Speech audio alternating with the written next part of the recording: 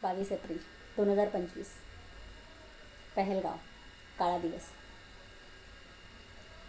वेगळं सांगायची काहीच गरज नाही आहे. सगळ्यांना ठाऊक आहे त्या दिवशी काय घडलं आहे. पहलगाव एक रम्य ठिकाण.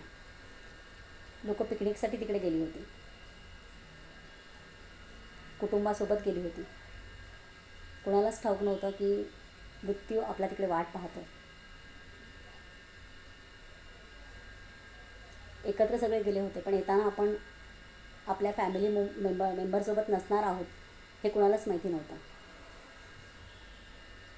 कुणी आपले वडील गमावले, कुणी आपला मुलगा गमावला, कुणी आपला नवरा गमावला, कुणी भाऊ गमावला. मस्त एन्जॉय करत होते सगळ्या फॅमिलीसोबत आणि अर्धा ते पाऊण तासामध्ये होत्याचं नव्हतं झालं. एक भयान वातावरण तयार झालं. आक्रोश, रडारड. खूप भयावह होतं सगळं ते. जेव्हा न्यूज पाहिल्या, सोशल मीडियावर पोस्ट आल्या, तेव्हा खरंच मनात एक भीती निर्माण झाली. 2 दिवस झालं गार्डनला बाहेर जरी पडलं ना तरी भीती वाटते की मागून कोणी येतं आहे का. सांगा ना, खरंच आपण सुरक्षित आहोत का? आणि का नाही आपण सुरक्षित? का आपल्याला अशी भीती वाटते? आणि तीही आपल्याच आजूबाजूच्या माणसांची. आपल्याच आजूबाजूच्या माणसांमध्ये एक शैतान आहे हे आपल्याला माहितीही नाही आहे.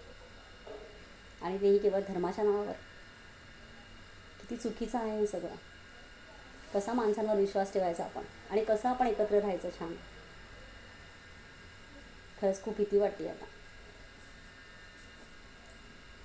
ज्या फॅमिलीसोबत हे सगळं घडलं त्यांच्यासाठी किती भीतीदायक होतं हे. ज्या माणसांचा मृत्यू झाला आहे त्या सगळ्यांच्या आत्म्याला शांती लाभो हीच ईश्वरचरणी प्रार्थना.